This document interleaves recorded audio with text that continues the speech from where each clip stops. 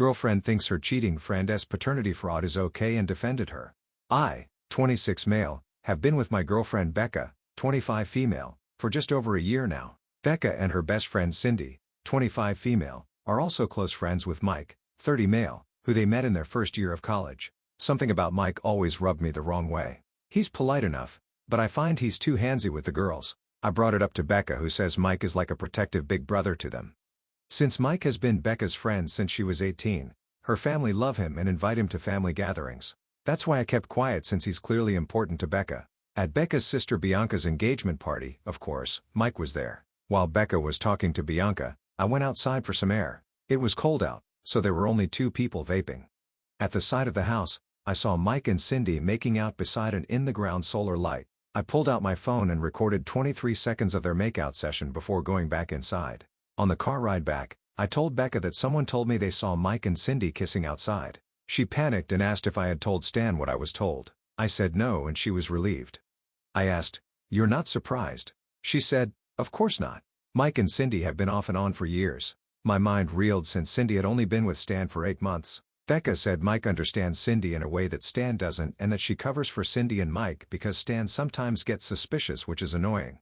I lost some respect for Becca. Then 2 weeks later, I'm at Becca's place and Cindy calls her. She answers the phone on speaker and Cindy announces that she's pregnant. Becca squeals, takes the phone off speaker, and puts it to her ear. From my side, I got that Cindy was sure the baby was Mike's, but she plans to pass it off as Stan's. When Becca ended the call, I asked her why Cindy would lie to Stan about fathering a baby. Becca said that Mike makes more money than Stan.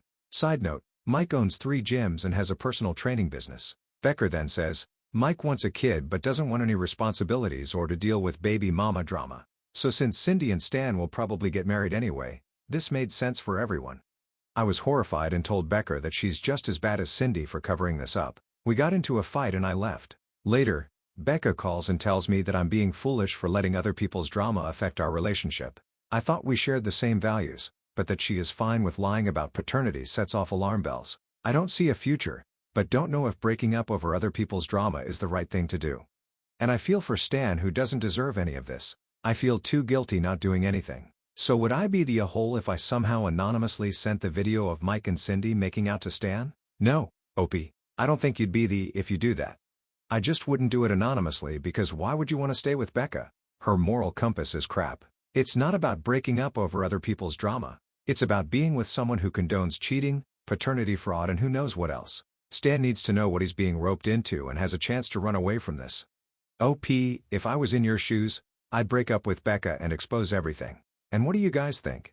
Let me know in the comments section, and now let's check out the community comments. Calligrapher Fair 9146 says, "Not the a-hole. Sent that video to Stan as soon as possible. This isn't just drama. They're trying to trick a guy into raising someone else's kid. That's messed up. Your girlfriend being cool with this fraud shows her true colors. Run, dude. Do the right thing and let Stan know. He deserves better." And OP responds, "You're right. I wouldn't have thought that having morals meant I'd be responsible for ending 2 relationships though." Wooden Map 6449 says, "You have your moral principles and you stick to them.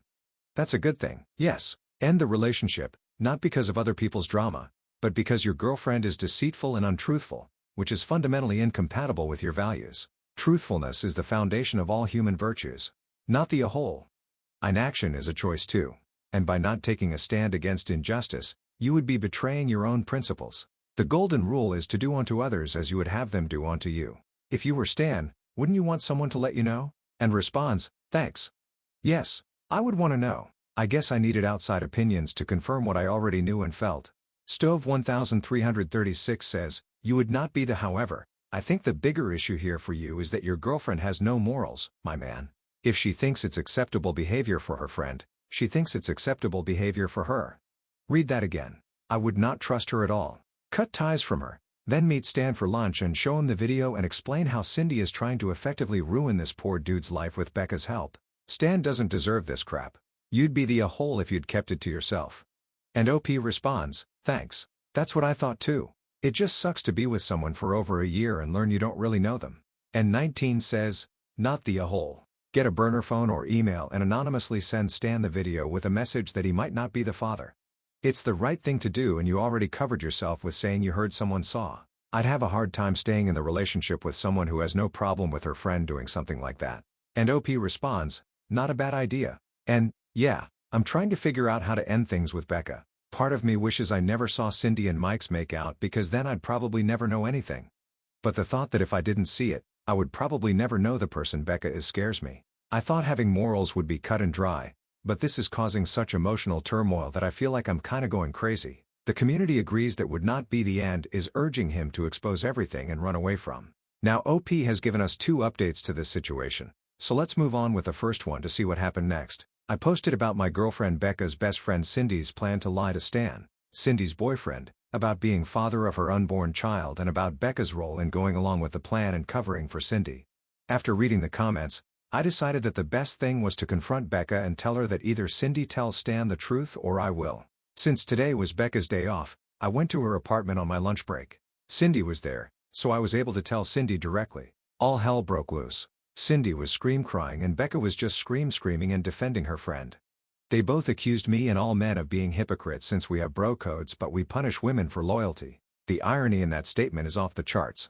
I left mid-screams. Later at work, I was called to go down to the lobby because an irate man wants to see me. It was Mike, Cindy's off-and-on lover/friend who is the real father of her unborn child. As soon as he saw me, Mike started yelling that I was a gossipy bitch for meddling in other people's lives and what him, Cindy, and Becca do is none of my business. He was escorted out and banned from the building by security. I barely got through work after that. I replayed what he said over and over. What me, Cindy, and Becca do. What?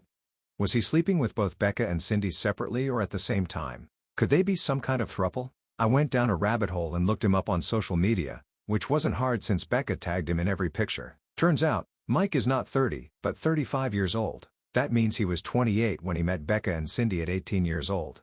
Could he have manipulated his way into their lives, into their pants? Could he still be manipulating them now years later? When I got home, I got a call from a strange number but I didn't answer. Then that same number started sending me a bunch of texts. It was Stan saying, just because I have outdated beliefs, it was no excuse to floozy shame his pregnant girlfriend.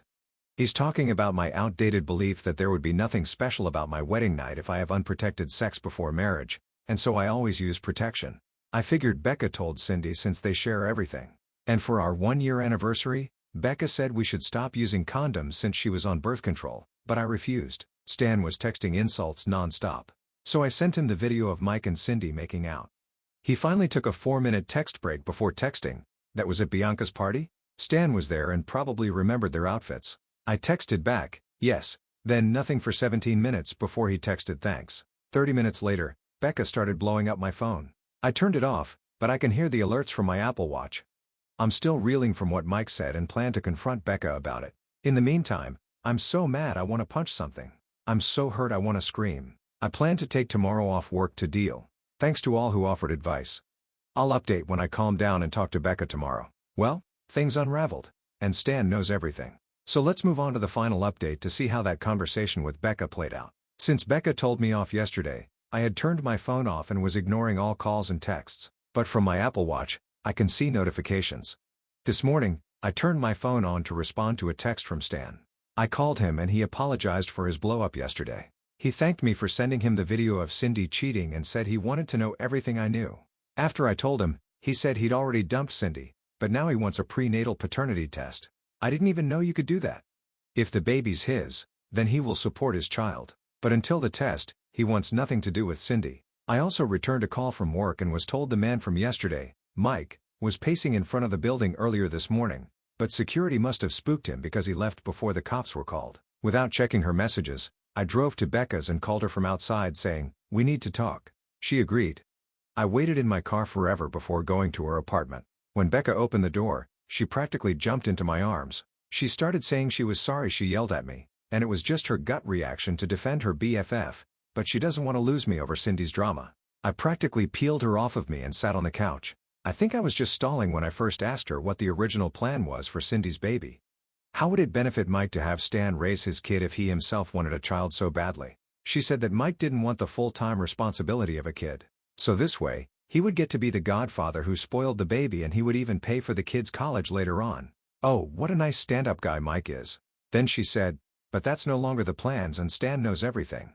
But she quickly said, not that I blame you for that. She then said, now that everything's out in the open, she wants us to get back to normal. I nearly choked at normal. I got to it and asked her straight up, are you sleeping with Mike? She looked hurt that I asked that and said, no.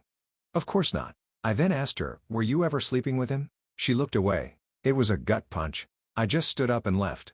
She let me leave, but she started blowing up my phone as soon as I drove off. She called nonstop and left several voice and text messages. In one, she says that her hookups with Cindy and Mike are done for good now and I'm her future. So that's one question asked and answered. In another message, she wants us to move forward and thinks we should try couples counseling.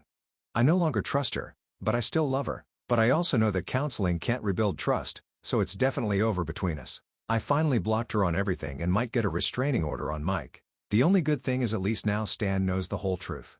So thank you, Reddit, for your comments telling me to do the right thing. Well, OP sounds like a great update to me. I mean, not for Mike, Cindy, and Becca, but you dodged a huge bullet and you helped out Stan. So thanks for sharing, OP, and take care. Now, let's move on to the next post that also has an update. This post is from the subreddit, Am I the a-hole, and it's by username Macuservaci. Am I the a-hole for not letting my in-laws drive my infant without a car seat? Basically, my wife's parents are stubborn and don't want to have a car seat in their car. My child is 11 months old, and they think a seatbelt on top of a towel is fine. I am putting my foot down and refusing to allow them to transport my child in their vehicle. This is causing a rift. And my wife says I should just let it go because they did the same thing with her when she was younger and she never got hurt. Am I the a-hole? No. OP. Of course, you're not the a-hole. Your in-laws are being stupid and your wife's logic is ridiculous. How can she think a towel and a seatbelt are safe enough for an 11-month-old baby? You need to have a serious conversation with her about this whole thing. And what do you guys think? Let me know in the comments section, and now let's check out the community comments. Slightly Sane Mama 5 says, depending on where you live, it's illegal to drive a child in car without a car seat. I'd never leave child alone with grandparents without a car seat. 1096 says, as a paramedic, I'm going to say, hell no. One fender bender and that baby's a plinko puck in the car. Efficient Society 73 says, I wouldn't let your wife drive the kid anywhere either. If she thinks not using a car seat is fine, she likely will do the same at some point. Car seats and seatbelt laws all exist for a reason, and it isn't because we were all fine without them. Yeah. We were, and smoking and having a few cocktails while pregnant was fine too until it wasn't. Not the a-hole. Your wife and her parents are all idiots and not a single one of them needs to be alone with that child. Flomo Giblo says, not the a-hole. And your wife is a crappy mother. Not only is using just a seatbelt for an 11-month-old hugely unsafe, it's illegal. What kind of a mother would think this is okay? Is your wife also driving the kid around without a car seat? You are right to be looking after your child's safety. Let your wife and her parents get pissed off and tell them the parents will not be driving the kid. This is indeed a hill to die on. And Rebel Alliance 05 says, for the love of God, do not leave your child alone with your in-laws. It is illegal and deadly to not have your child properly buckled into a car seat. I can't believe your wife is not being strict and allowing this. Do not leave your child with them. Please think of the safety of your baby, not the a-hole for trying to protect your child, but you will be the a-hole if you let your in-laws watch them. They won't use the car seat and I think you know it. Offset it. Alright, based on the advice here, I called my father-in-law and told him I would buy them a car seat, but they will need to use it if they want my child in their vehicle. He said he would think about it. 5 minutes later, my wife comes storming and screaming at me for going behind her back. So I guess he wasn't impressed and called her. Anyway, she called me an effing scaredy cat, and I told her she can leave. So she did. So, yeah, guess I'm a single dad now? Edit 2. Wow, this really blew up. I should add some context. My in-laws are usually sane and good people, but are from an Eastern Bloc country, so a bit old school in some of their thinking. My wife is back home now and has apologized. She agrees that our child should ride in a car seat. My in-laws are going to watch him tomorrow and she has agreed to tell them that the baby must be in a car seat. Well, the community agrees that OP is not the a-hole and that he should protect his kid. So now, let's move on to the update to see how this story ends. So first thing this morning, I head to Walmart and pick up a car seat for my in-laws. The plan was they were taking my kid for the day as I work and my wife had a lengthy medical appointment. My in-laws arrive. I set up the car seat in his car. Father-in-law is a bit grumpy but mostly okay. They leave with my kid and all is well. I usually get home from work at 5:30, but I got home a bit early today. Just as I'm pulling in the driveway, my in-laws pull up next to me. My father-in-law looked at me like a cat with a canary in his mouth. I get out of my car and walk up to theirs and my child is sitting on an effing stack of folded towels and covered in a blanket with a seatbelt strapped across him. I lost my crap. Words were said and I told them they're never seeing their grandchild again. I also called the non-emergency police line and they said I can come in and file a police report and they'll refer it to the prosecutor's office. I am going down there tomorrow on my lunch. My wife doesn't want me to pursue charges. She says it's just how her parents are. She knows I'm mad, but she has always had a tough time going against her parents. Part of me wants to just never let them near my kid again, but I don't think it's realistic given how close my wife is to her parents. So tough spot. I want to pursue charges. I'm pissed. Pretty sure it's gonna cost me my marriage though. So, yeah, fun day. Kid is sleeping safe and sound at least. Oh, I'm really sorry that you're going through all of this, but the cost of your marriage for keeping your kid alive, I think is more than fair.